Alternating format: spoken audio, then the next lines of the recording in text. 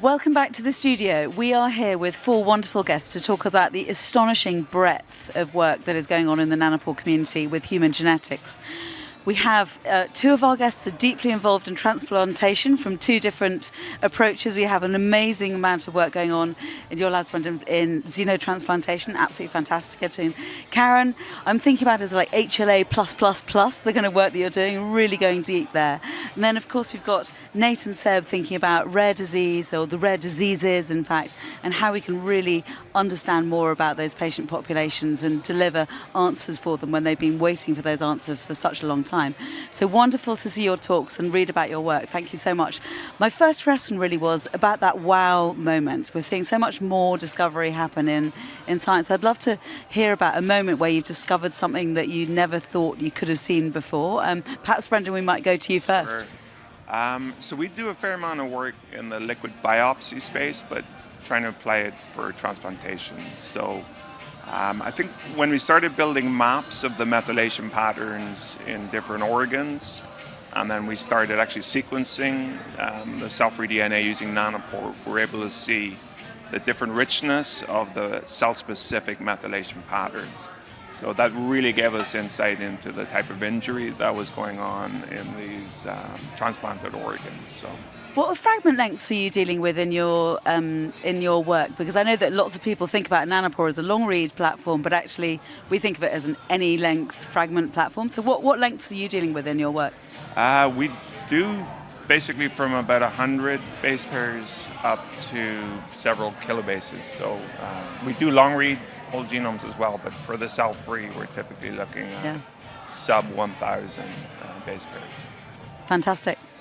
Well, Nate, we've seen the work from coming out of the Beacon program, amazing increase in diagnostic yields, absolutely fantastic work.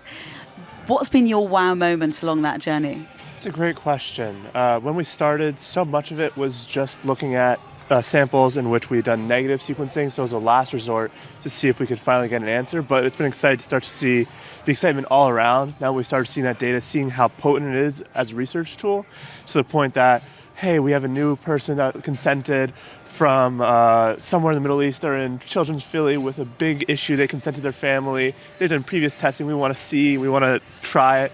And we got these great data within a couple weeks. And it was so great to see it going as like a theoretical, what can we do in the last case, to, oh my God, this is an exciting technology that we know has the possibility to answer these burning questions we have for rare disease, precise and accurate diagnosis. Oh, it's fantastic. It gave you a bit of energy for the next phase. They walked into the lab, they were running, they weren't walking, and all of a sudden I was ready to very carefully pipette, but to do it with a lot of vigor. Pipetting when excited. Now that is a challenge. That's why we're bringing you automation. So, Seb, you've just given us a fantastic talk about the real detail of the science that you're working, but obviously you're working in a service that is providing services to a large population of people. Can you talk about your wow moments in service provision as well as science? Well, in the service provision, it's really not so much a one wow moment than a very slow realization of how much we can do now. And every now and again, you just step back and say, wow, we've diagnosed 1,000, 2,000, 3,000 people this year, where when I set out on this journey 10 years ago, my lab struggled to process 100 genomic samples in a year, right? Now we do thousands, and the reach, the speed of which we can do this is much higher. The real wow moments for me come in some of these cases where we really then make a difference. And I've referred to some of the ultra-rapid genomic sequencing we're doing, where we turn around results in 48, 72 hours. That then enables access to treatments to children a lot earlier than what they would normally get on the standard, even the standard genomics pathways. And that early access then really makes a difference, where we have cases, and these are for me the big wow moments, where you then hear the feedback. Okay, the child that you sequenced 2 or 3 years ago went on early treatment and now is actually doing well. They're not severely disabled as they would normally have been. They're actually doing okay. And these kind of stories, these kinds of moments that make a difference. And it's these stories that I'm really looking forward to with the new technology, because we will continue to do that faster, and we will continue to do that faster. And maybe one day I will do it standing next to that child at the bedside, and then we don't even have to bring it into the lab anymore, right? That transition to faster testing in areas where it's really needed, for me, that's what I really enjoy. Fantastic. Very heartwarming stories. Thank you. Karen, how about you? What's been propelling you forward in your research? Yeah, so I work in the transplant space, and actually Seb mentioned a similar experience that I had where I literally got an email from a physician asking about whether or not we tested a particular variant, and I think my postdoc saw the email over my shoulder, and then the next morning was like, oh, I added it to the adaptive sampling bed file and had a result. I didn't even know she'd done it. And so this sort of flexibility, being able to meet the clinical needs almost instantly and getting results. I mean, they're not validated. We do have the statement when we report these results to say this is a new approach, but this is information if you want it, and we think it's accurate. And the physicians are just blown away with the things that they can now ask for.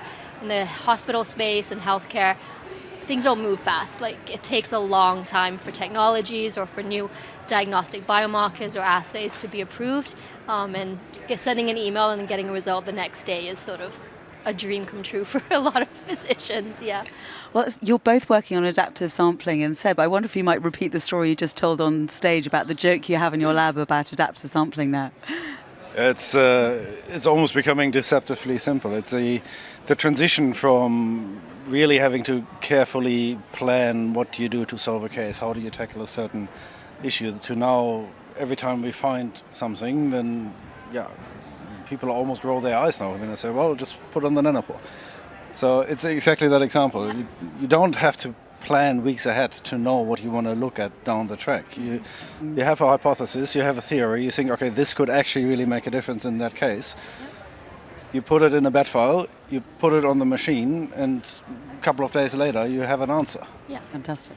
Well, solving real life problems, that's what your work is all about, isn't it? And I wonder, I mean, Brendan, your work is so interesting in the world of xenotransplantation. I apologise, xenotransplantation. What is the problem that you and your team is trying to solve in the world? Talk to us about that. Sure. So one of the problems in pig-to-human transplant is the immune response, the rejection, is a bit different from what we would typically see in human-to-human transplant. So there are still some unknowns in terms of what's the true molecular mechanism. The way you diagnose rejection, the gold standard is still accepted to be needle biopsy, which is pretty invasive. Typically, when you have a for-cause biopsy, which means that there's suspected rejection due to physiology or symptoms, there's often damage to the graft, to either the xenograft or the allograft at that point. So we're trying to detect in the blood before that happens using these cell-free approaches. So for us, if we can prognosticate or predict rejection based on the biomarkers earlier, it basically means we don't have to take a biopsy, and we can tell what type of injury there is and treat it accordingly. And how do you think the impact of that would work in this world of transplantation, where there is infinitely more demand for transplants than there is supply? Oh, I see. So in terms of if we can get these working pretty well, then there will be more safety and efficacy with these pig organs. So it'll just help accelerate the clinical trials, essentially. Fantastic. How are you finding public acceptance of this work? Is it a complicated landscape? I think it's gone now from compassionate use. It's starting clinical trials in the next couple of months.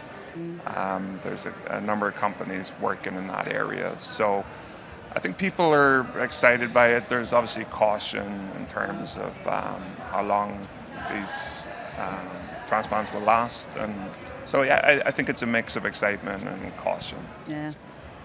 Well, what you're describing is the progress through the translational journey, isn't it? And Nate, I mean, obviously you are there in the centre of that translational journey. Give us a sense of where you are on that journey and how easy or hard it is to progress through it. Yeah, that's a great question. I would say, one walk away from the clinic in that, my lab building is right next to where all of the fun clinical work gets done. And so being so close, it's really about knowing how rich the genomes are and then being able to clearly express and find ways to make it deceptively simple so that we can take all the rich information we get from nanopore sequencing on that final step from translational research to clinic. Yeah, fantastic. Seb, you had a word to describe the translational journey. You said we shouldn't describe it as... No, I got to remember, but Scary. scary.